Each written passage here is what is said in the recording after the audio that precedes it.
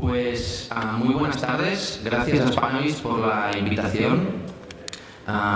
Hoy venimos a representar ICERS y venimos a hablar de qué está pasando con los psicodélicos hoy en día. Tenemos aproximadamente una hora y cuarto por delante, así que vamos a hacer 3 intervenciones y trataremos de dar tiempo, como mínimo 15 minutos, para que podamos interaccionar entre todas. Desde mi punto de vista, hablar de psicodélicos no se puede hacer sin hablar del contexto en que se produce esta discusión sobre los psicodélicos. Y esta discusión es principalmente la discusión sobre el fallo del prohibicionismo, ¿de acuerdo? El sistema de control de drogas es un experimento, cada vez tenemos más claro que está obsoleto, pero este gigante con pies de barro, que es la prohibición, ¿no? Este monstruo, esta negación de una realidad que se ha convertido en un monstruo, tiene los pies de barro. Y concretamente, por 2 pies que tiene, digamos que uno es el pie del cannabis.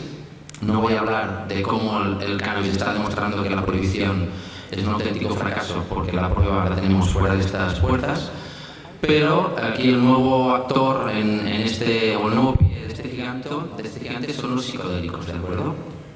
Hay algunas diferencias entre uno y otro, pero sí que en términos de percepción social, es decir, cada vez menos gente se cree la mentira del prohibicionismo, en parte porque el ejemplo del cannabis se lo ha acreditado así, pero cada vez es más gente convencida también por la cuestión de los psicodélicos. Solamente para quien no tenga un conocimiento sobre un poco de qué va esto de los psicodélicos, recomiendo mucho conocer a David Nutt, que es un científico del Reino Unido con una historia detrás muy interesante en su recorrido profesional, que en 2010 hizo un estudio sobre las 20 drogas más consumidas en Reino Unido, que podrían ser perfectamente las que se consumen aquí, para que veáis que las que causan más daño a la salud del consumidor y en rojo a la salud de las otras personas que rodean al consumidor, en todo caso no son los psicodélicos, ¿no? Los tengo marcados aquí abajo. En todo caso, el alcohol, de forma objetiva, es, digamos, la sustancia que nos lleva más problemas de salud, pero los psicodélicos, para que entendamos de qué estamos hablando, son sustancias con muy pocos riesgos para la salud de quien los toma o de quienes le rodean. Bien, una vez hecha esta previa, para contextualizar en términos históricos dónde estamos en cuanto a los psicodélicos o psiquedélicos, se habla de que hay 3 momentos. El primer momento, que duró durante miles de años, ¿no? Desde tiempos atávicos, la humanidad ha utilizado estas plantas visionarias para diferentes fines, ¿no? De curación, de rituales de paso. Esto estaba extendido en todo el mundo. Tenemos el Kikeon, tenemos el Soma, ¿no? O sea, hay vestigios históricos de que había estas preparaciones enteogénicas o psicodélicas, hasta la llegada del cristianismo, hasta la llegada de la Santa Inquisición, que poco a poco todo esto se consideran prácticas diabólicas y por lo tanto tienen que ser abolidas, y hay una gran supresión del mainstream de este tipo de conocimientos. El segundo momento donde reflotan estas sustancias tiene que ver en parte con el descubrimiento en 1943 de la LSD por parte del químico suizo Albert Hofmann, pero hay un seguido de personas o personalidades que fueron clave en el redescubrimiento para Occidente de todo este conocimiento que había quedado postergado, ¿no? por este hecho histórico que os cuento. Gordon Wasson, que era uno de los primeros micólogos que estudió el rol de los hongos, no solo los hongos psicoactivos, pero también en la fundación de diferentes religiones. Él consiguió ser el primer occidental que redescubría el culto al hongo mazateco en México con María Sabina, también es una figura fundamental si alguien tiene interés. Esto es un poco la precursión del movimiento hippie, y como Nixon, ¿no? Al presidente de Estados Unidos, criminaliza a todos los hippies, pero también todos los negros, todos los disidentes a partir de la guerra contra las drogas, y de alguna forma vuelve a desaparecer de la escena pública la cuestión de los psicodélicos, ¿no? A pesar de que los psicodélicos no quedan prohibidos, porque como sabéis las drogas quedan autorizadas para fines médicos y legales, pero las trabas que hay en investigación hacen que poco a poco desaparezcan prácticamente de la esfera pública, a pesar de que en la década de los 50 y los 60 se hicieron hasta 1000 estudios con psicodélicos con 40.000 pacientes, es decir, cuando esto era legal, y especialmente desde el ámbito de la medicina, pues se puso muchísimo interés en estudiar estas propiedades. Pero bueno, esto desapareció por esta imprenta de la prohibición, y es a finales de los años 90 cuando hay un redescubrimiento científico de los potenciales beneficios de estas sustancias que habían sido condenadas o que solo se veía la parte del abuso, de la psicosis, no la parte problemática. Estos primeros mimbres de la tercera fase, si os lo contara un americano o alguien del mundo anglosajón, os diría que esto empieza en 2006 con unos estudios en Estados Unidos sobre el potencial de la psilocibina para crear experiencias místicas. Pero desde Europa o desde otra mirada sabemos que esto no es así en realidad, y aquí mismo en Europa, en Alemania, en Suiza, en Israel, pero principalmente también en el Estado español, había grupos de investigación en el Hospital de San Pau, en el Hospital del Mar, diferentes grupos haciendo investigación con psicodélicos, lo que pasa es que no tenían esta repercusión que sí que llegó a inicios de los años 2000 con estos estudios con algunos científicos como Grob, Strassman, Griffiths o Bill Richards, estudiando el potencial de la psilocibina para crear una experiencia mística. Esto aceleró un interés público sobre el potencial de estos principios que a día de hoy nos han llevado a que haya series, ¿no?, en Netflix o en Amazon que hablan desde un punto de vista muy positivo, o sea que nada tiene que ver con estos significados o narrativas que había tiempos atrás sobre el potencial de los psicodélicos. Bien, en esta tabla o en este barco que está surfeando la tercera ola de los psicodélicos hay un conjunto de unas 20 sustancias y ahora yo voy a poner el zoom sobre las 3 o 4 porque por tiempo también tengo capacidad de resumir, pero que veáis que hay diferentes, no todas son de origen vegetal, también hay algunas, por ejemplo, que son secreciones de sapos, por ejemplo, o algunas que son de origen de laboratorio. La primera de la que os voy a hablar es la ketamina. Aquí os he puesto las principales indicaciones para las cuales a día de hoy se están haciendo investigación con resultados prometedores y de entre todas ellas, los dos primeros puntos son donde se está mostrando más efectividad de la ketamina, ¿de acuerdo? Puede ser que haya otros estudios, pero aquí os he puesto los principales. De hecho, la ketamina en esta carrera, digamos, es la primera que ha llegado a meta, porque ya en 2019 una pequeña modificación de la molécula de la ketamina para que fuera patentable fue aceptada como tratamiento para la depresión. Es un nebulizador nasal que tenéis aquí, está patentado por una de las mayores farmacéuticas del mundo, que es Johnson & Johnson, ¿no?, unos de los que también tienen vacunas del COVID y tal. Y a día de hoy todas las agencias de medicamento importantes del mundo lo han reconocido. Es un medicamento de dispensación hospitalaria para el tratamiento de la depresión resistente. No solo ya está el producto en las farmacias, sino que en Estados Unidos hace ya 5 o 7 años empezó un boom de clínicas privadas de tratamiento con ketamina que poco a poco está llegando a nuestro contexto, como por ejemplo por la primera clínica que se abrió en Barcelona hace 2 o 3 semanas, una clínica que hay en Madrid desde 2016, otra clínica que hay en Mallorca, propietario es un doctor alemán, pero también hay en Londres, también hay en Ámsterdam y también hay en Malta, o sea que esperamos que en los próximos años en Europa haya un surgimiento muy fuerte de este tipo de oferta terapéutica. La segunda sustancia de la que os quería hablar es la MDMA o éxtasis. Aquí tenéis las principales líneas de investigación, pero digamos que es el estrés postraumático el que se está llevando la mayoría de la atención a día de hoy. Y para explicaros rápidamente qué ha pasado detrás de esta historia, un pequeño cuento en 4 actos. Sabéis que de hecho la MDMA se descubre o populariza a finales de los 80, en los 90 es cuando hay toda la eclosión de la cultura de baile, ¿no?, de toda la música electrónica que está muy relacionada con los propios efectos de estas sustancias estimulantes.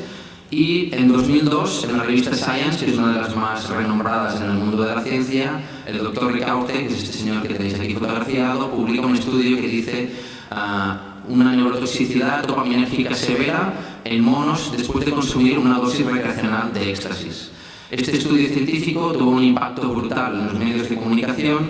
Enseguida se empezó a criminalizar la juventud, la fiesta, ¿no? Tenéis rápidamente todos los grandes valadores del prohibicionismo se pusieron a darle repercusión, pero hubo unas personas que no les encajaban las conclusiones de este estudio a pesar de estar en una de las revistas más prestigiosas del mundo, entre ellas Rick Doblin, que es el personaje que tenéis ahí abajo, otras José Carlos Bouso, que es el director científico de ICES, que en ese momento estaba haciendo la primera investigación en el mundo para tratar el estrés postraumático en mujeres que habían sido víctimas de violencia sexual, en Madrid concretamente, y cuando en el país se hizo público que él estaba investigando esto, justo en el momento de esta investigación se le cortó la posibilidad de seguir con este estudio. Es una pena porque uno nunca es profeta en su tierra, y fueron los americanos, Rick Doblin, que le tenéis aquí, quienes empezaron a hacer estudios con soldados, veteranos de guerra que tenían estrés postraumático a partir de la terapia asistida con psicodélicos. Perdón porque me he saltado muy rápidamente, debajo de la foto del país, estos mismos investigadores de Estados Unidos denunciaron que había pesado, no se creían las conclusiones de este estudio y lograron que un año más tarde la revista Science retirara este estudio porque el mismo autor reconoció que 9 de los 10 monos, en vez de darles MDMA, les había dado unas dosis de metanfetamina potentísimas. Por lo tanto, el estudio estaba totalmente sesgado y no tenía ninguna validez científica. Pero el daño quedó hecho y en la conciencia colectiva quedó que los psicodélicos podían producir este tipo de efectos.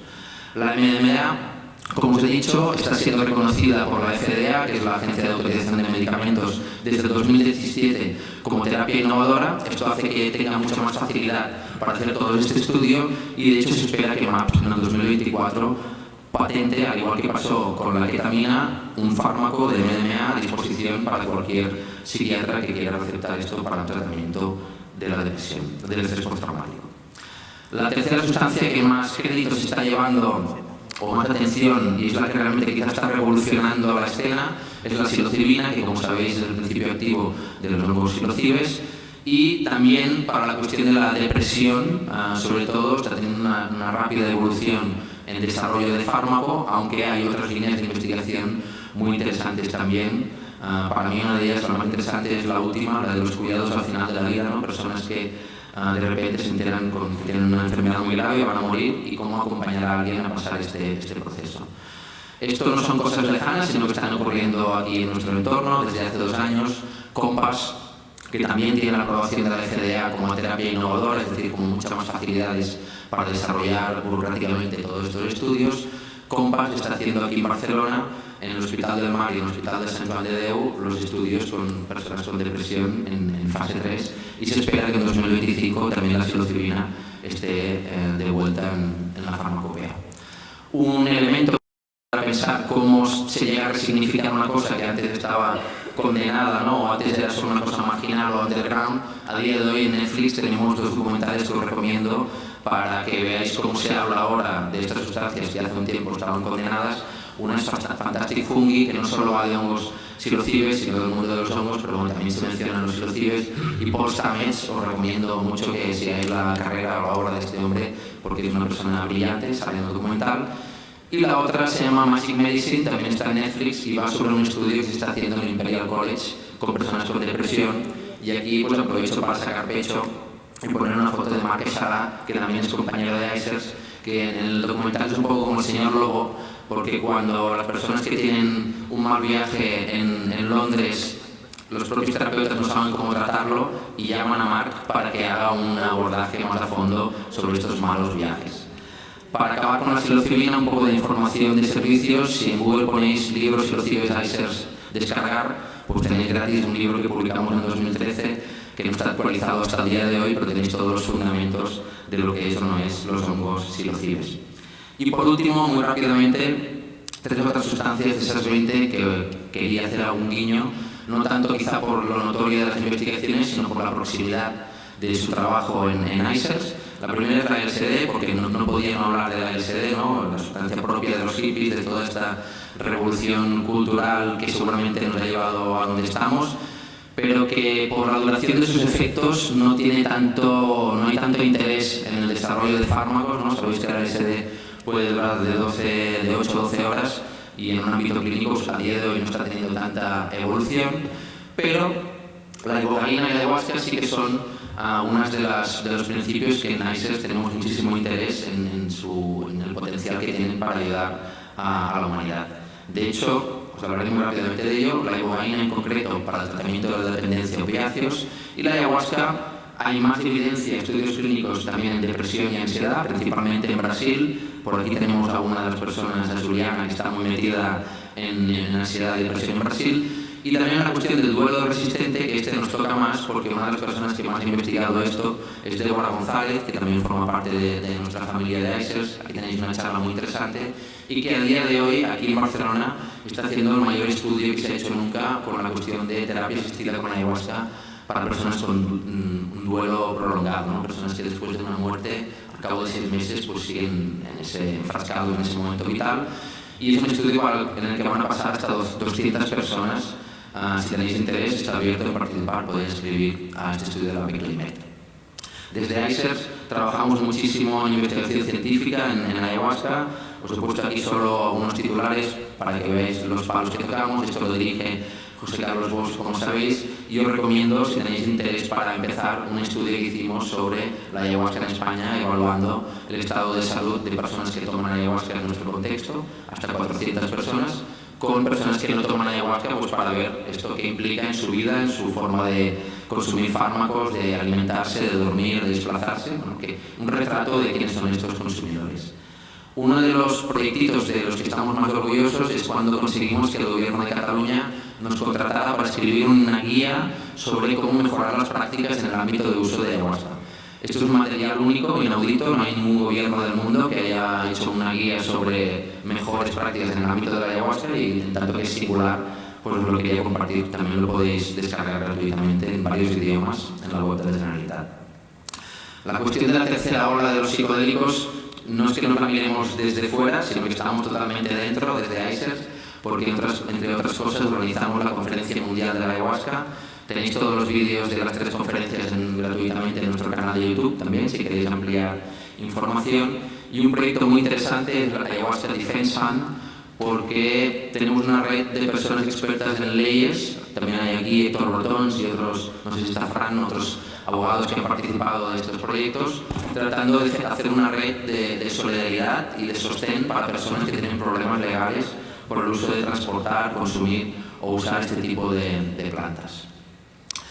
Nosotros éramos hombres blancos o mujeres blancas que nos interesamos por la cuestión de los psicodélicos, pero de repente cuanto más te involucras, más te das cuenta de que no sabes, sobre todo cuando llegas a los pueblos originarios, las personas y los colectivos que han custodiado durante centenares de años, si no milenios, estos conocimientos, estas prácticas, personas y grupos que han sido expoliados y colonizados repetidamente, y en algún momento pues llegamos a contactar con ellos y tenemos toda una línea de trabajo y de aprendizaje y de respeto a estas comunidades. En Brasil, en Colombia, hemos tenido la oportunidad de llevar a uno de estos payés o chamanes a la sede del Consejo de Derechos Humanos de Naciones Unidas, porque para ellos no va de ayahuasca, va de supervivencia, va de que no les maten. Bueno, es una cuestión realmente, va de ecología, va de sostenibilidad. De repente el tema es mucho más amplio que la cuestión de los psicodélicos. Y la otra sustancia sobre la que os quería poner un poco de luz es la ibogaína, que tenemos un interés especial en el futuro de la ibogaína, y solamente mencionaros 2 cosas. Una, llevamos unos años desarrollando un proyecto para tratar de poner a la luz todos los actores que están involucrados en esta escena. La ibogaína viene de la zona central de África, hay muchísimos problemas de extractivismo, de colonialismo, de sostenibilidad. Entonces tratamos de hacer una respuesta de responsabilidad compartida, ¿no? Como entre todos podemos mejorar este futuro de la ibogaína. Tenéis estos 3 informes en nuestra web. Y después también quiero resaltar el trabajo que estamos haciendo en Reus, capitaneado por Tere Borràs, que creo que está por aquí, la directora del Centro de Adicciones y Salud Mental del Hospital de Reus. Estamos haciendo uno de los primeros estudios que se ha hecho nunca con personas que llevan 15 años en tratamiento con metadona para abandonar este tratamiento a partir de 6 sesiones de ibogaína. Quien tenga interés luego podemos explicar un poquito más, pero es muy prometedor y muy interesante el efecto de esto, porque sabéis que la metadona tiene un síndrome de abstinencia más jodido incluso que la propia heroína, ¿no? O sea, que hay una serie de contradicciones que igual la ibogaína nos puede ayudar a resolver. Otros temas más allá, sacando el foco de las sustancias interesantes, es lo que está ocurriendo más allá de la medicalización, porque os he estado hablando de un desarrollo médico de los psicodélicos. Es que cada vez más, y en Estados Unidos, se están dando iniciativas para descriminalizar el uso y no, o sea, no solo para que el canal médico sea lo que permita acceder a la gente a estos psicodélicos, sino para que todas las personas que tengan un interés y no sean enfermas, ¿no?, puedan utilizar sin ser perseguidos o criminalizados. Y esto es una ola que, al igual que pasó con la marihuana, ¿no?, a partir de finales de los 90 en Estados Unidos, pues esperemos que acabe llegando más pronto que tarde aquí, y hay que seguirlo con atención. Y para este 2022 diferentes estados seguirán descriminalizando y favoreciendo el acceso a estas sustancias. Para ir dando las últimas capas de este fenómeno, aquí lo que realmente es la revolución ha sido la entrada de grandes capitales en el desarrollo de estos productos como fármacos. Como veis, hay varios pues, con 2.700 millones de euros de capitalización, 1.400 millones, estamos hablando ya de inversiones. De hecho, es muy parecido a lo que ha pasado con el cannabis, como muy bien sabéis, ¿no?, en países como Canadá o así, que de repente han entrado los hombres de negro a un negocio que era mucho más complejo. Aquí hay una posibilidad de que esto sea una burbuja también, y hay muchas contradicciones, ¿no?, pero para que veáis que cotizan en bolsa y que detrás hay personas con claroscuros, ¿no? Hay partidarios de Trump, gente metida en historias realmente autoritarias, pero también hay algunas excepciones como ONGs que están desarrollando estos fármacos sin ánimo de lucro, o por ejemplo MAPS, que les he hablado con la cuestión del MDMA, que han desarrollado una Public Benefit Corporation, que eso implica, bueno, que la cuestión de los beneficios no es tan prioritaria, sino que es más una cuestión social. Otro elemento curioso es que en cuanto a investigación molecular, no solo se está investigando con estas moléculas que ya conocíamos, sino que se está empezando como hizo Shulgin en su momento, ¿no?, a desarrollar nuevas moléculas, y con tres objetivos: deshacerse de efectos secundarios que tienen estas sustancias, acortar la duración de estos efectos psicodélicos o incluso eliminarlos por completo, ¿no? Esto puede llegar a ser inquietante. Pero tenemos ya mucho desarrollo en análogos de la psilocibina para hacerla más corta, más larga, menos intensa. Versiones de la MDMA pues, que no tienen una afectación en el ritmo cardíaco tan potente. O los psicoplastógenos, que lo que tratan de hacer es aprovechar la propiedad de neuroplasticidad que tienen estas sustancias sin el viaje. Esto sí que hablamos luego porque tiene muchas derivadas. Grandes universidades, si no las principales del mundo, ya no solo que hagan investigación, sino que están abriendo centros de investigación propiamente con psicodélicos en Nueva York, en California, en Maryland, en Toronto, en Londres. Esto es un indicativo de en qué momento estamos. Y hace poco ya ha habido un primer gobierno, aquí tenéis el ministro de Sanidad de Australia, que ha dicho que el propio gobierno va a poner dinero en investigación y desarrollo de estas terapias, ¿no? O sea, son síntomas que nos dan a entender que probablemente de esto ya no hay vuelta atrás. Bueno, ha sido mucha información, he ido muy rápido, es un tema tan amplio que es muy difícil resumirlo, pero surgen algunas preguntas o reflexiones finales que voy a emplazar a retomarlas cuando acaben mis compañeros, pero por ejemplo es qué grupos no están representados, ¿no?, en esta terapia psicodélica, y en dos sentidos. Tanto en el sentido de quién da estos psicodélicos, porque a día de hoy esto ha vuelto al ámbito de los psiquiatras, que los psiquiatras fueron mucho tiempo los valedores de la prohibición, también sabéis, ¿no? O sea, el psiquiatra se adueña del conocimiento de lo que es la adicción y el cerebro, prohíbe mucho tiempo las drogas, y ahora irónicamente van a ser los únicos que van a poder prescribirlo. Esto es inquietante. ¿Qué pasa con la comunidad indígena? ¿Qué pasa con las personas que llevan décadas en nuestro entorno dando psicodélicos y cuidando personas y acompañando procesos? ¿Van a quedar fuera?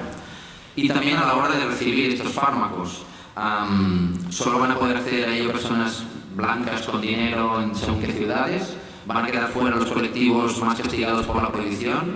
Los pobres, las minorías migradas, las mujeres, las personas adictas a las drogas. Va a pasar lo de siempre, hay ese riesgo, ¿no? ¿Qué impacto tiene todo este extractivismo en el Amazonas? Hay un problema de sostenibilidad de estas plantas, no solo en el Amazonas, también en Gabón, en Asia, en muchos sitios. Ahí vamos a la cuestión ecológica, ¿no? Vamos a la cuestión de los pueblos originarios. Y por último, hay este riesgo de pensar que pues, si el Prozac no funcionaba, simplemente tenemos que darle otra pastillita que sí va a funcionar. O sea, una reducción de la complejidad de lo que es la salud mental. La salud mental tiene mucho que ver con un enfoque comunitario, ¿no?, con no quedarse aislado, con no estar solo, y por lo tanto no sabemos si el modelo de una pastillita en un centro médico en realidad es una acción efectiva, porque sin un enfoque comunitario probablemente no daremos una respuesta eficaz a la salud mental. Y volviendo al principio, que es como me gusta a mí empezar. Es urgente derogar la prohibición. La prohibición causa sufrimiento, daños y muertes, nos impide evaluar los efectos positivos de las drogas porque está obsesionada en los efectos negativos, y cuando acabemos con la prohibición seguramente pues, nos podremos relacionar con los psicodélicos pues, de una forma más integral, llena y sostenible. Muchas gracias y después seguimos con la conversación.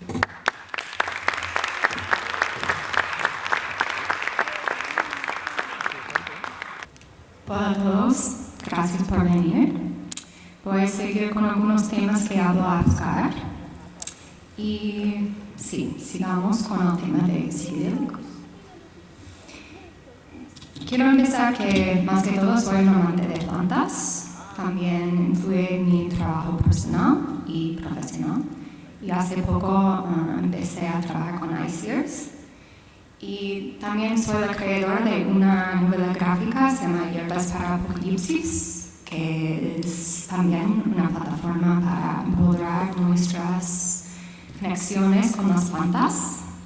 Y mi perspectiva viene de herbalismo, herbaria, porque antes trabajé en unos herbolarios, entonces eso es mi perspectiva más que todo, que ahora mismo estamos muy emocionados con muchas plantas específicas, pero hay un montón de plantas en el mundo que son muy lindos, que son especiales, entonces tenemos que profundizar un poco. Primero voy a empezar a hablar de la Santa María, porque estamos aquí por ella, ¿no? Entonces, la Santa María, bueno, puede transformar nuestras vidas, ¿no? Porque, por ejemplo, hay una industria entera por ella. Y está cambiando la conversación que tenemos en el mundo global, ¿no? Porque ahora mismo se puede encontrar en casi todo el mundo. Y tenemos una coevolución muy potente con esta planta. Por ejemplo, esta planta es una mala hierba, ¿no? Se llama así. Y la planta le encanta la tierra removida. Crece muy bien en estos aspectos. ¿Y qué humano puede remover la tierra más que todo? Los humanos. Entonces, reunimos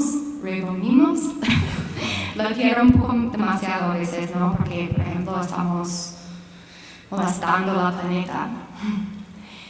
Pero no es un accidente que tenemos esta conexión con la planta, porque también tenemos el sistema endocannabinoide, que es un método de nuestros cuerpos para mantener la homeostasis. También la planta de cannabis tiene estos aspectos de sus propiedades que nos ayuda a encontrar la balanza.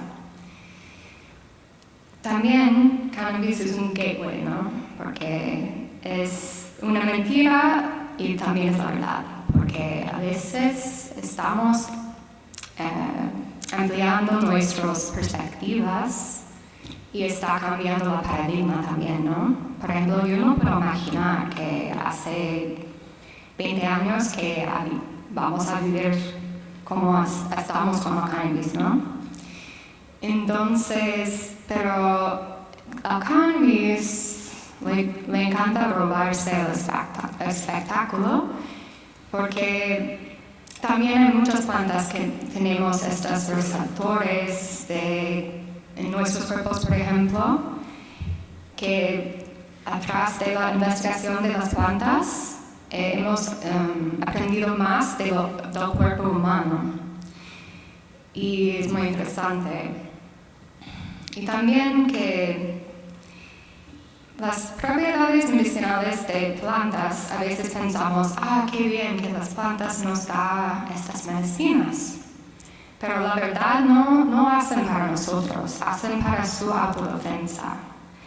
Entonces es una conexión muy fuerte que tenemos, que estas propiedades nos ayudan, ¿no? Pero ahora voy a dejar el tema de cannabis, porque estáis aquí para los psicodélicos, ¿no? Y cannabis es psicodélico y no psicodélico, entonces eso es otro tema. Pero hay muchas plantas increíbles en el mundo que son psicoactivos. Pero el cannabis nos enseña algo interesante, que es muy buen ejemplo de la fijación en una cosa cuando está de moda, como los placeres psicodélicos ahora. Porque ahora sube en la demanda de plantas medicinales. Desde la pandemia estamos buscando más las alternativas, la medicina alternativa.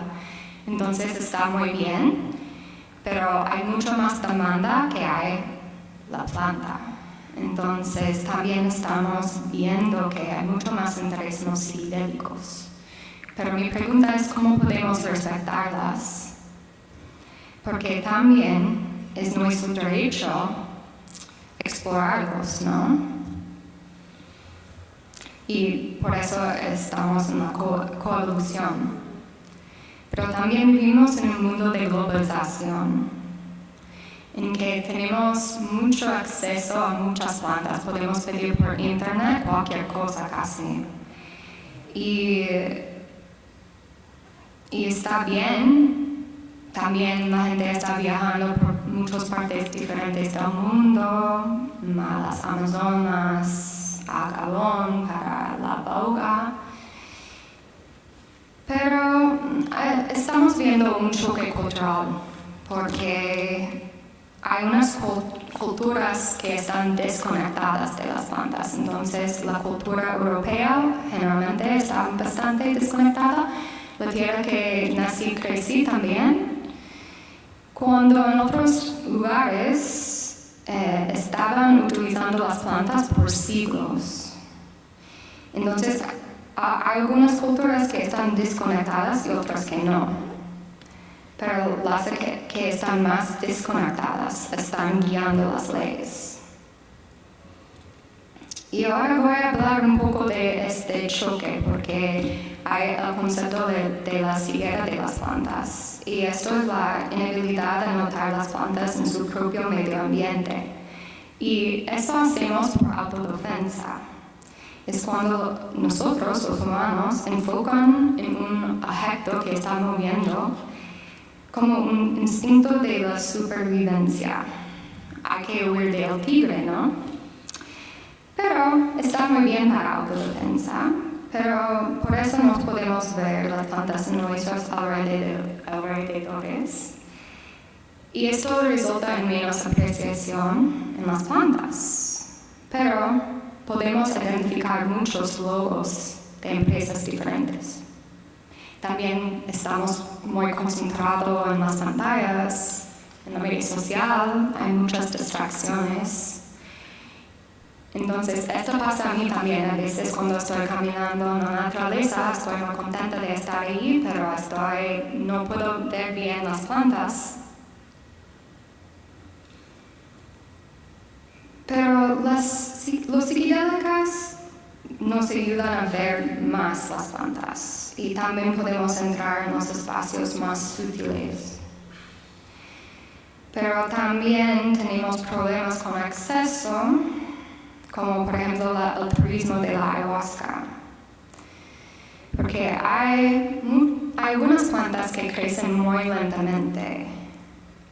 Y por ejemplo, hay la vaina de la ayahuasca, el Banisteriopsis caapi es un nombre científico.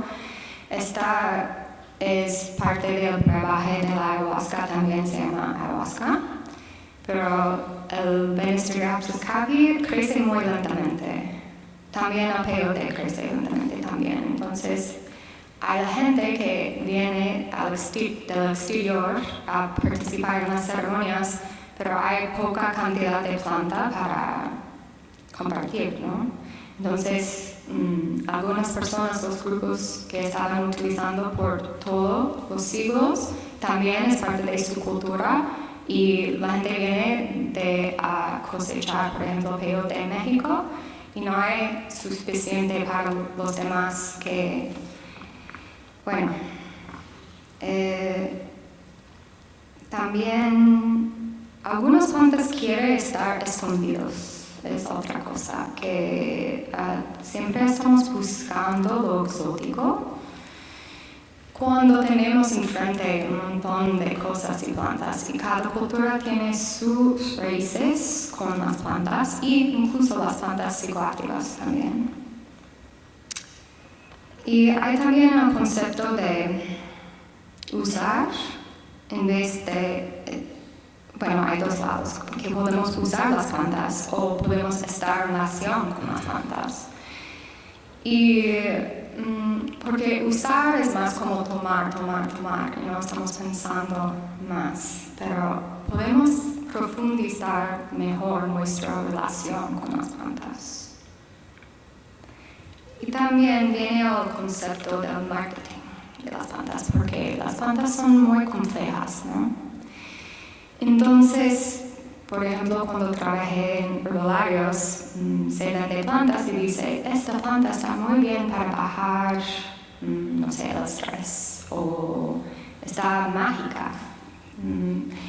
Pero el marketing no cuadra bien con las plantas porque son mucho más complejas, no hace solo una cosa. Y por ejemplo, que el New Yorker ha dicho que la ayahuasca es la droga preferida en la época de Cali. Está hablando del sabor amargo del brebaje, pero no tiene que comparar con otra cosa y tampoco no es que tenemos que vender más plantas, no tiene sentido, ¿verdad? Y también hay el concepto de la ciencia que está investigando las plantas. Y a mí me encanta la ciencia, me encanta leer y también hacer investigación sobre las plantas porque hacen lo que hacen, porque tienen sus componentes. Pero la ciencia no puede descubrir todo el misterio de las plantas. Siempre vamos a tener un misterio, porque creo en la ciencia y también creo en la magia. Entonces, las plantas me enseñaron. Y hay también la sinergia de las plantas y sus componentes. Y hay mucho para hablar. No sabemos mucho sobre la sinergia de las plantas. Estamos siempre buscando el componente activo. En relación con cannabis era el THC y todo el mundo, es que la THC. Y después el CBD está de moda y luego, no lo sé, pero tenemos que concentrar más en la planta entera. También siempre está buscando la fuente más fuerte de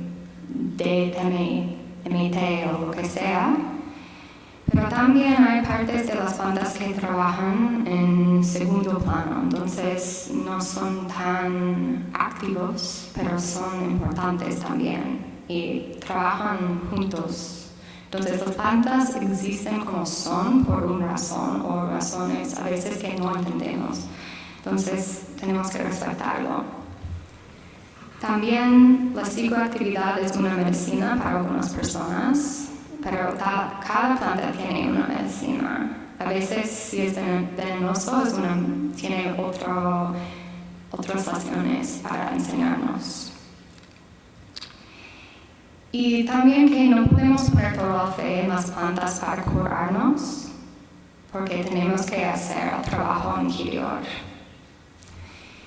Y mi pregunta es, ¿cómo podemos ser buenos aliados para las plantas? Nos dan tanto, ¿cómo podemos reciprocar?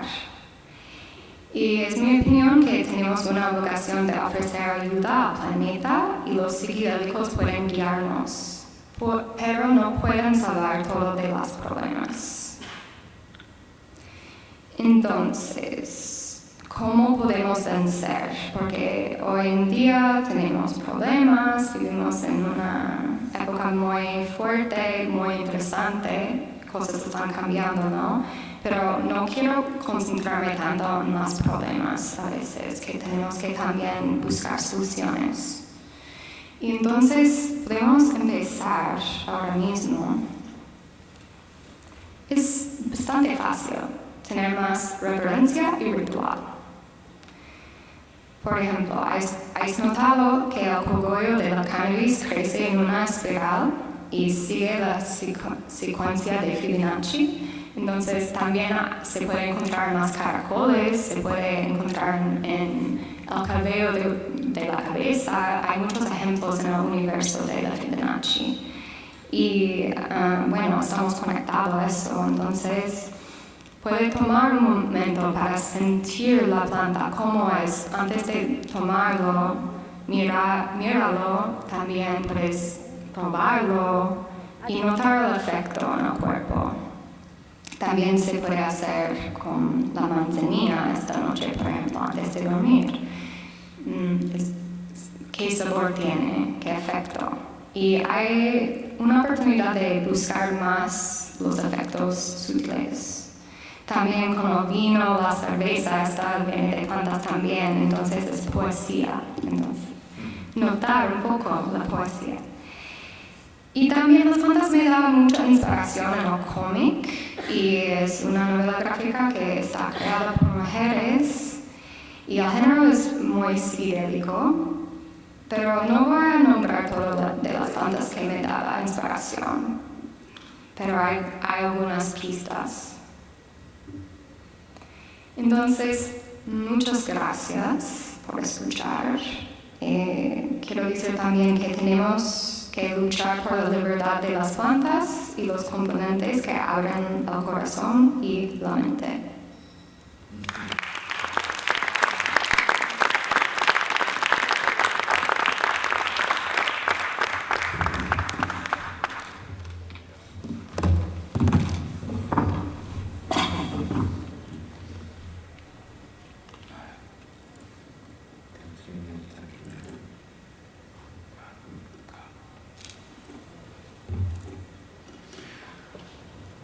Buenas tardes. Gracias a todas y todos por venir.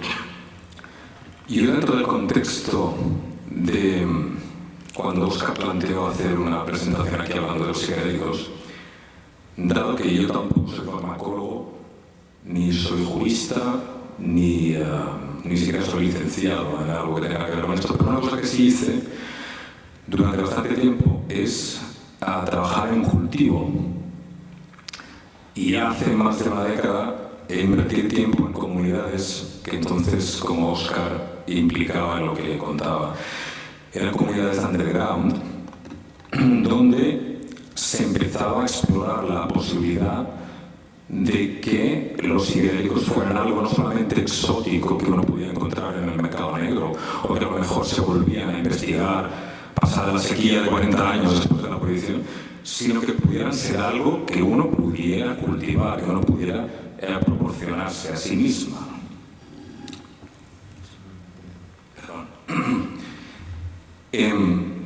Entonces, en aquel momento, la inspiración más grande vino de la cultura del cannabis. O sea, la cultura canábica, la comunidad del cannabis, ha sido pionera en unas cuantas cosas, pero a mí particularmente el concepto de autocultivo, que si queréis, pues por supuesto viene de cosas anteriores, pero que de alguna forma la comunidad canábica lo que hace es no solamente avanzar enormemente en la horticultura técnica, sino plantear la filosofía del autocultivo como un concepto casi de batalla en sí mismo, como un ejercicio que además de empoderar al individuo o a la comunidad, abre nuevas posibilidades a cómo se vive esta interacción con la planta, con sus efectos. Entonces ya era evidente hace un tiempo, y yo creo que con el tiempo lo va siendo todavía más, que la filosofía de autocultivo, con matices, se puede y debería adaptar también al trabajo con psicodélicos. Y de eso quiero hablaros un poco con el tiempo que nos queda. Plantear primero que realmente no solamente es posible, sino que creo que es conveniente que empiece a aparecer una cultura también de trabajo de autocultivo con las plantas psicodélicas, con las plantas viscerales. Y luego intentar daros algunas ideas o algunas direcciones, porque, como apuntaban mis compañeros antes, no es tan sencillo cultivar una planta psicodélica como cultivar marihuana. En algunos casos puede ser sencillo, pero en otros estamos no solamente trabajando con la complejidad de lo que puede ser un cultivo, sino además enfrentándonos a problemas de un calado mayor, a problemas de sostenibilidad, de extractivismo y a un trabajo mucho más sutil seguramente a la hora de integrar estas plantas en nuestra práctica y en nuestra experiencia. Entonces, empezamos haciendo un repaso más o menos rápido porque la mayoría de aquí yo creo que si os preguntan qué ventajas tiene el autocultivo como concepto y como práctica, pues saldría una lista no de 5 o 6 que veréis aquí, sino saldrían igual 20 ideas diferentes, ¿no? Pero algunas yo creo que son innegociables, hay que comentarlas, y otras tienen particularidades, creo, cuando se apegan al contexto de las plantas psicodélicas. Primero, como sabemos, la independencia que proporciona el cultivador a la comunidad respecto al mercado negro. Esto no hace falta, creo, explicarlo más. El control de calidad del producto y la consiguiente reducción de daños, ¿vale? Creo que eso está claro. En el caso de los psicodélicos, yo me atrevería a decir que incluso es más importante, sobre todo el tema de la reducción de daños. Pero ¿qué ocurre? El control de calidad en el caso de una hierba es crítico, pero no suele conllevar el riesgo, por ejemplo, de que haya un adulterante gravemente tóxico o que haya una identificación errónea. Sí, que alguien a lo mejor alguna vez, sobre todo a novatos, pues habrán tenido la anécdota de que se han encontrado algo que pensaban que era marihuana y no lo es, pero esto no suele ocurrir. En cambio, puede ser un factor crítico que alguien adquiera una sustancia psicodélica que esté mal identificada o que además, o que no, si está mal identificada, contenga algún adulterante que realmente pueda no solamente provocar un daño a la salud, sino en el contexto de una experiencia psicodélica, donde la permeabilidad, la sensibilidad de la persona que tiene la experiencia puede ser extrema. Si entonces pasa algo inesperado, hay un episodio de toxicidad, el problema puede ser francamente grave. Entonces, yo creo que sí cabe aún más importante. Luego, como ya sabéis, está el hecho de que el cultivo, el trabajo de cultivo en sí mismo, es algo que es sano.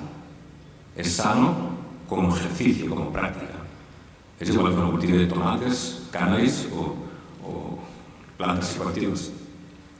En el caso del cultivo de psicodélicos, como además estamos hablando de plantas, en las que tenemos algunos ejemplos o algunas sugerencias, plantas que no suelen tener un ciclo de vida tan corto como el cannabis, ¿no? Muchas veces son plantas perennes, plantas en las que además de tener un contacto con la biología y el desarrollo de la planta, con el trabajo de cultivo, con el día a día, el seguimiento, puede haber un contacto con los ciclos a largo plazo, puede haber un contacto con los ciclos anuales, con los inviernos y veranos, con las épocas húmedas y secas, y creo que puede haber incluso un poco más de riqueza, ¿no? Cuando uno trabaja a largo plazo, igual que un horticultor que tiene pues, un campo de frutales o que cultiva plantas no solamente anuales, sino bianuales o perennes.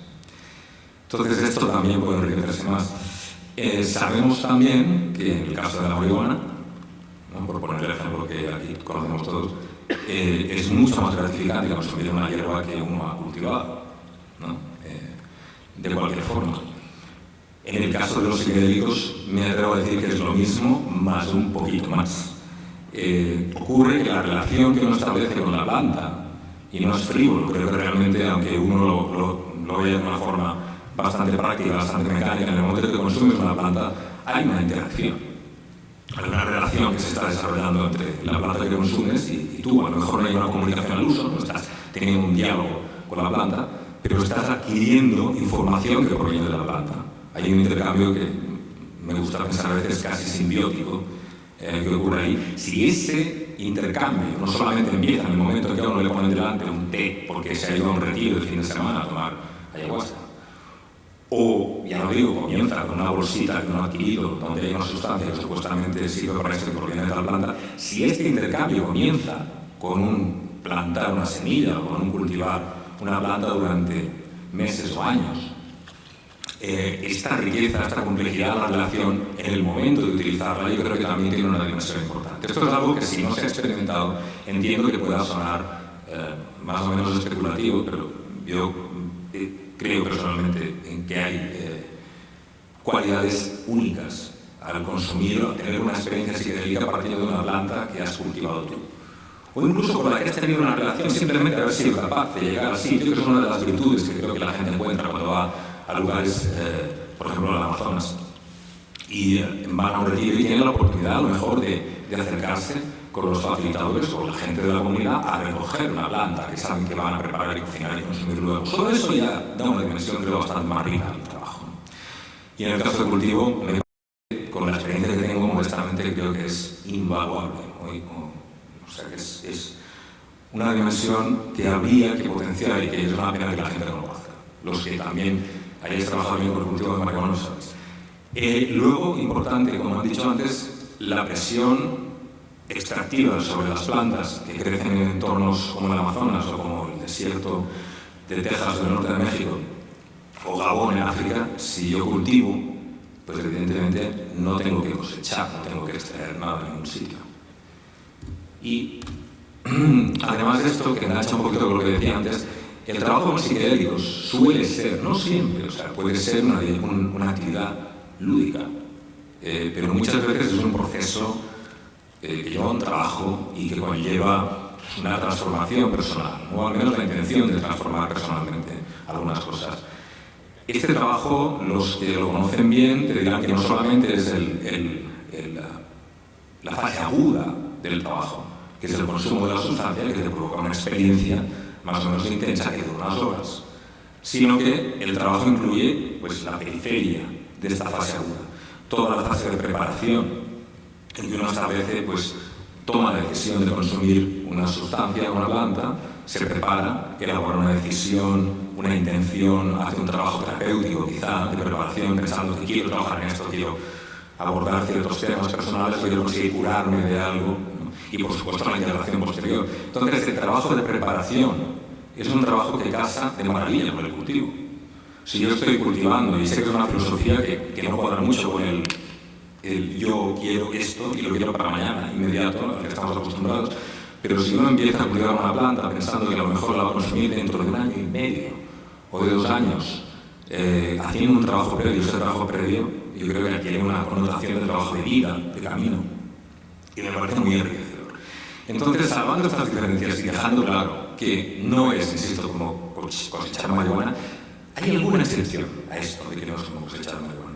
Yo creo que voy a hablar de plantas rápidamente, pero hay una cosa que sí se puede cultivar en muy poco tiempo.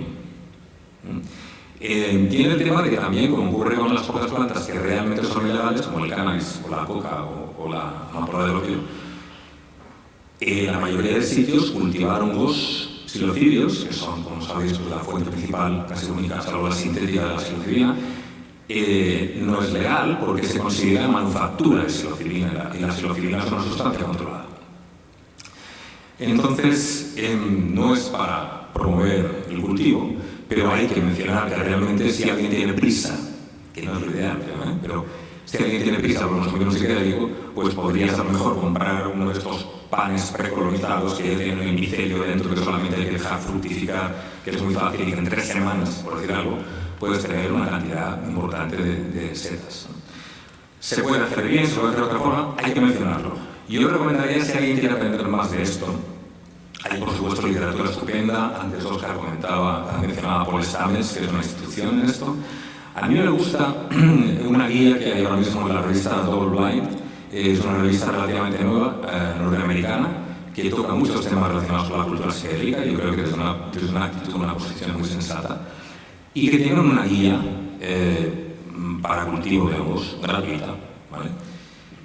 Pero, si me permitís, vamos a hablar de las plantas. Voy a intentar proponer rápidamente, aunque es un tema que realmente cubriría una presentación bastante más larga.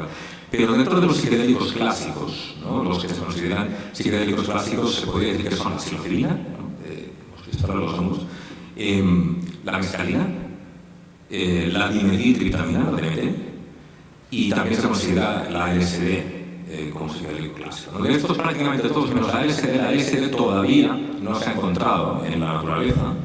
Yo creo que es cuestión de tiempo, pero de hecho todavía no se ha encontrado. La mescalina es una de las más conocidas, que además es uno de los primeros psicodélicos que en Occidente algunas personas exploraron y reportaron su uso. Cuando uno piensa en mescalina, normalmente todo el mundo piensa en el peyote, es lo primero, ¿no? Que viene. El peyote, como sabéis, os sonará, pues bueno, tiene una tradición de uso milenaria, culturas pueblos, sobre todo del norte de México, y pueblos nativos de Norteamérica lo han utilizado durante al menos 5.000 años, por lo que sabemos. Los huicholes en México, y luego desde el siglo XIX existe la Iglesia Latinoamericana, la Native American Church, que fue una forma de digamos, crear un paraguas para proteger sus tradiciones y conseguir seguir trabajando con plantas que han sido su vida espiritual durante muchísimo tiempo. A los indígenas se los ha, con perdón, puteado de 1000 veces, de 1000 maneras y durante mucho tiempo. Y la última, probablemente, con todo el cariño para los amigos hippies que tengo, fue enviar a hippies al desierto de Texas a recoger peyotes. Ahora mismo en Texas el peyote se considera especie en peligro de extinción. La Iglesia Latinoamericana ha emitido comunicados y ha tomado iniciativas al respecto para pedir a la gente que, por favor, es conveniente moderar no solo la recogida, sino el consumo incluso. Entonces, si uno tiene acceso a semillas criadas en cautividad y sabe muy bien lo que está haciendo, yo no voy a decir nada porque esta foto es mía y yo si yo estoy cultivando, tengo una familia de peyotes, pues no puedo con la cara alta decir que no se cultive peyote. Lo que sugiero es que si pensamos en mescalina, no pensemos en consumir mescalina cultivando peyote. Es una planta que, como antes apuntaba, es una de las plantas que crece a una lentitud tremenda. Y tenemos una alternativa estupenda, que además se usa tradicionalmente en Sudamérica también y en otros sitios, que crece rápido, se propaga bien por esquejes, es fácil, es muy tolerante, que es como el cactus de San Pedro y toda la familia. Toda la familia, algunas especies también son muy ricas en mescalina y otros alcaloides visionarios. Entonces, esta es una planta que sería casi la primera de las primeras que yo recomendaría para cualquiera que piense, oye, pues igual, el tema del cultivo me gusta y la idea de poder cultivar en un momento dado y poder suministrarme una sustancia psicodélica que cultivo en mi jardín, igual que lo he hecho con los tomates o con la marihuana, pues seguramente San Pedro sería lo primero que aconsejaría. Aquí he apuntado, creo que no hay mucho tiempo para entrar en detalles, pero es una planta muy adaptable. Los cactus, la gente piensa, son plantas de desierto. El San Pedro no. El San Pedro crece en mesetas, en altiplanos, en bosque montañoso, húmedo. Salvo que fuera una zona muy seca y muy calurosa, se adapta prácticamente a cualquier contexto, crece bien aquí, tolera heladas suaves, no necesita nada especial en el suelo y además es potente, consistentemente, de cara a utilizarlo en ritual o en trabajo personal. Entonces, para la mescalina estaría bien dejar el peyote como algo digno de respeto y de veneración y de, como uno cultivaría una planta preciosa, ¿no? Pero no para su consumo. La otra faceta más conocida, como antes ya apuntaba Oscar, es la ayahuasca, la DMT. Aquí no hay tiempo para entrar en la farmacología de la ayahuasca, estaría bien, pero bueno, digamos que la dimetiltriptamina, aparte de que se consume a veces vaporizada o fumada, mezclada con hierbas o con otras sustancias, la forma más conocida de utilizarse es de forma oral, a través de los preparados de ayahuasca que se hacen en el Alto Amazonas, sobre todo, ¿no? Entonces, la ayahuasca o la dimetiltriptamina en aquel contexto tiene, por supuesto, especies tropicales, especies que también, sobre todo la liana, por las razones que comentaba antes, están también bajo presión en cuanto a su explotación, probablemente no tan grave como el peyote, pero es una cuestión de tiempo. Y además una planta tropical, aquí realmente, como uno no tenga un invernadero de lujo y un talento enorme en mucho tiempo, es muy difícil cultivar plantas tropicales. ¿Qué ocurre? Resulta que a lo mejor la ayahuasca en particular, cuyo principio activo, que son los alcaloides armala o las betacarbolinas, hay varias, principalmente la armina, es una sustancia en sí misma no psicoactiva, pero facilita la psicoactividad de otras. Bueno, perdón, he dicho una barbaridad, iba a decir psicodélica, no psicoactiva. Psicoactiva lo es y bastante. Pero no es un psicodélico clásico en el sentido puro. Sin embargo, es una sustancia que terapéuticamente tiene una literatura espectacular, es muy prometedora.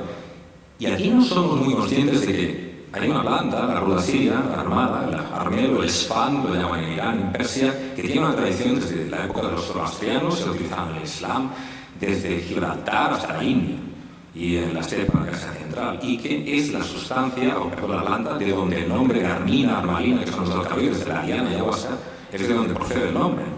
Entonces, la tenemos aquí, es la planta más rica en estos compuestos que existe en el mundo, con diferencia.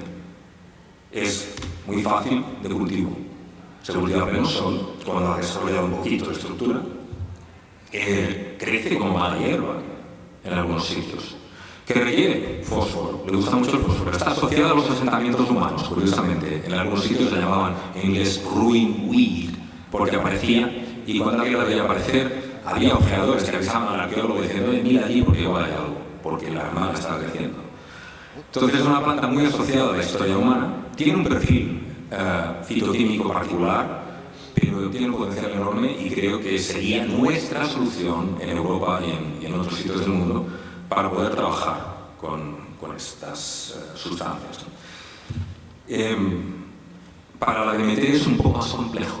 La DMT que sacan en la ayahuasca de algunos arbustos tropicales, hay alternativas, sí, probablemente la más razonable, porque además se podría cultivar igual casi que la armada en un clima muy parecido, que es lo que llaman en Brasil la Jurema preta o mimosa negra. Casi toda la DMT que podáis encontrar en el mercado negro procederá muy probablemente de esta planta. ¿Vale?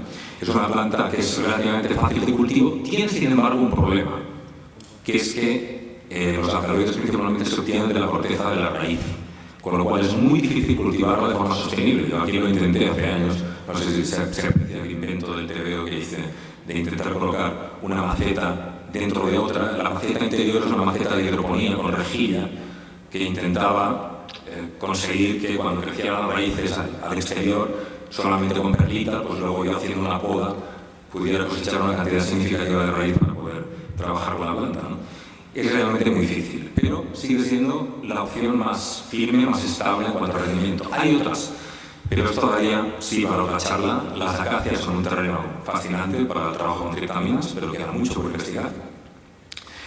Y luego, aparte de la DMT, pues hay otras plantas que podríamos hablar a lo mejor de las hipomoeas o las enredaderas que permitirían cultivar amigas del ácido lisérgico y trabajar cerca del LSD con fuentes vegetales. La salvia es una planta fascinante y además bastante fácil. También seguramente con el permiso de las setas es la más fácil de cultivar porque se usan las hojas. Lo que pasa es que es una planta muy salvaje, en el sentido de que la potencia que tiene, los efectos y la forma de usarla no es seguramente lo primero que vais a encontraros en clínicas de trabajo con psicodélicos y empiezan a prosperar, porque la salviolina es una sustancia muy bestia. Pero es una planta fácil y maravillosa de cultivar también. Sea como sea, yo creo que es interesante al menos quedarnos con esta idea, puramente, ¿no? De que el autocultivo se puede aplicar a otras áreas de trabajo, áreas que van a crecer en un tiempo y en las que además la sostenibilidad y el trabajo con respeto al entorno y a las tradiciones no solamente no va reñida con las ventajas prácticas, sino que en algunos casos hemos descubierto, vamos a descubrir formas de trabajar con estas sustancias que son más eficientes y además más sanas para las tradiciones que las originaron, ¿no? Recomiendo un recurso de ICES, tenéis aquí la página web, psycheplants.org, hay un dossier en español gratuito que os podéis bajar, que no es parcialidad mía, que creo que es fabuloso, es de los mejores recursos en español que se han publicado, con información sobre legalidad, formas de uso, reducción de daños, sobre todas estas plantas y unas plantas más. ¿Vale? Y espero que, bueno, la curiosidad a mí me picó. Creo que a bastante más gente le empieza a picar, si no ahora ya, en breve, porque este tema, como ha dicho Oscar, viene y viene fuerte.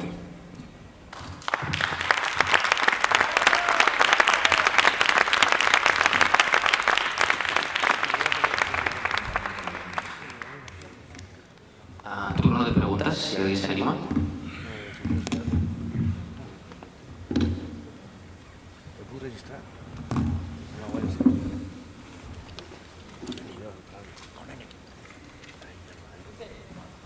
Hola, gracias por compartir vuestro conocimiento, en primer lugar.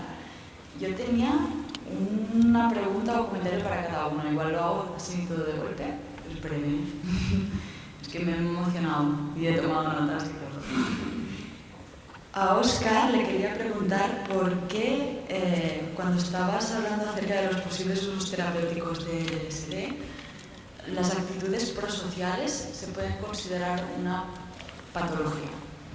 Supongo que si llegan a condicionar la vida de las personas a un nivel que no es saludable, ¿no? Como lo de querer ayudar a otros. Ponía ahí lo que y digo, bueno, seguro que tú me lo sabrás explicar mejor. Entonces a Sara le quería preguntar que ante la evidencia que las plantas de nuestro entorno más cercano son las que seguramente están más conectadas con nuestra realidad, nuestro sentir, nuestro cuerpo, ¿qué planta de aquí, ¿no? española, tú destacarías como decir súper interesante? Y no irnos, ¿no? a lo más exótico, que es menos sostenible, igual no está tan conectado a nivel orgánico con nosotros. Y entonces, yo a Manuel Vila Seca le quería preguntar acerca del tepezcuite, que es una planta que conozco, pero por su aplicación cutánea, para cicatrizar, si es que se usa la hoja o la raíz también, por curiosidad, por saber. Muchas gracias. Moltes gràcies, Neus, per les preguntes. Molt ràpid, sí.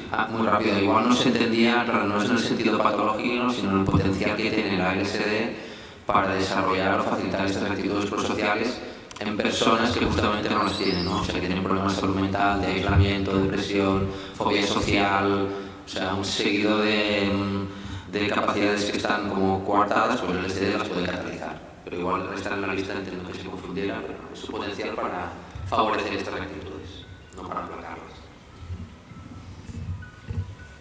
Hola. Buena pregunta, Neus. Para mí, conecto mucho aquí en España con el romero, muchísimo, también el tomillo. Y, bueno, psicoactiva, no sé, es interesante porque a veces tenemos un pensamiento que la psicoactividad es algo fuerte, ¿no? Pero a veces no, es algo más sutil. Por ejemplo, si hay una planta que puede bajar el estrés, está cambiando la conciencia, entonces es psicoactivo. Entonces, por un momento, estas plantas me vienen como ejemplos. Sí, vale. Lo del tepezcuite, no recuerdo si al final subtitulé la foto, ¿no? Pero cuando he hecho una cita rápida a plantas con dimetiltriptamina, decía que la Jurema preta brasileña, es que de hecho el tepezcuite y la Jurema preta son la misma especie, con nombres diferentes. A lo mejor hay variedades locales, pero que crece desde Oaxaca, desde México, hasta la Caatinga de Brasil, es la misma. La diferencia es que el tepezcuite, que creo que es tanto nombre, que creo que el nombre significa eso, el árbol de la piel, ¿no? El tepezcuite, las cremas, que realmente es verdad que es una sustancia, no recuerdo los activos, pero es un prodigio para regenerar la piel.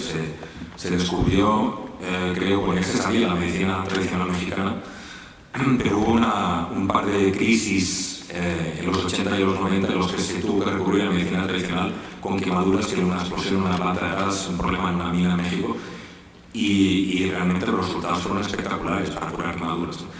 La diferencia es que se utiliza, por lo que yo sé, en México se utiliza la corteza del árbol como materia prima para extraer los activos que se utilizan para trabajo con la piel. Mientras que la dimetiltriptamina, donde está más concentrada, es en la corteza de la raíz. De hecho, cuando investigamos esto hace años, recuerdo que había bastantes papers, bastantes estudios en los que se estaban asegurando de que la corteza del árbol, la corteza aérea del árbol, no tenía cantidades significativas de DMT, porque, claro, ¿qué va a pasar si le ponemos una crema con DMT a alguien que tiene carne viva? Entonces era un riesgo y se hicieron estudios en los que precisamente se acabó viendo que había cantidades de DMT, pero que cultivando y cosechando el árbol en determinadas edades y determinadas formas no tenía psicoactividad, solamente, digamos, bajo tierra. Bueno, había tengo tres preguntas, voy a ver, ¿las puedo encajar? La primera era, habéis hablado, creo que era la Armala, que hacéis esta diferenciación cuando estás explicando entre psicoactividad y algo que es psicodélico, lo cual alguien que igual no está muy metido en el mundo pues puede no entender muy bien la diferencia. Entonces, ¿cuál es la diferencia en este caso? Esa sería la primera.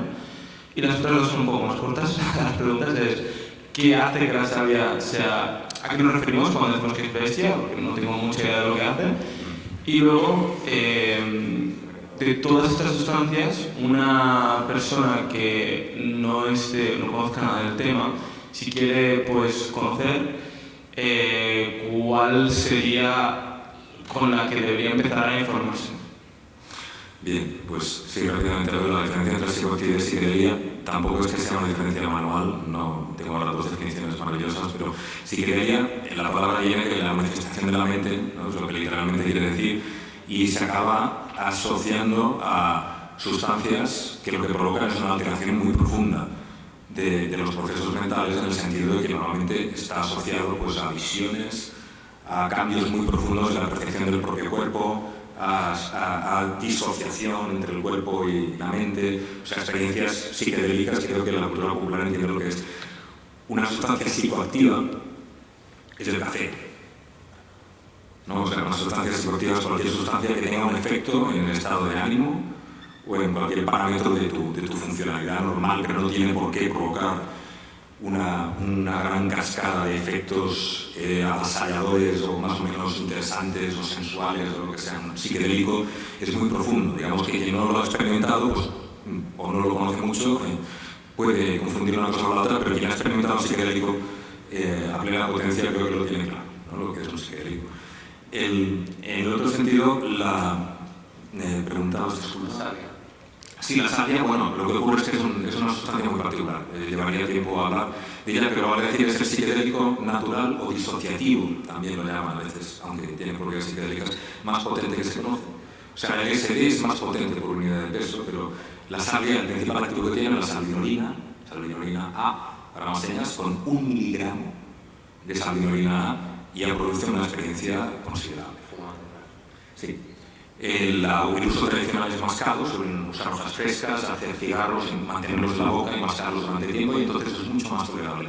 Pero se ha utilizado mucho de forma underground, a veces un poco irresponsable, y claro, se vendían extractos concentrados, es como si te vendieran pues, un DAP, algunos de los productos de cannabis para alguien que no haya consumido nunca hierba y de golpe fuma, depende de qué extractos, pues puede haber problemas, ¿no? Puede haber sustos. Con la salvia es algo parecido. Además, la salvia tiene un tema que es un disociativo.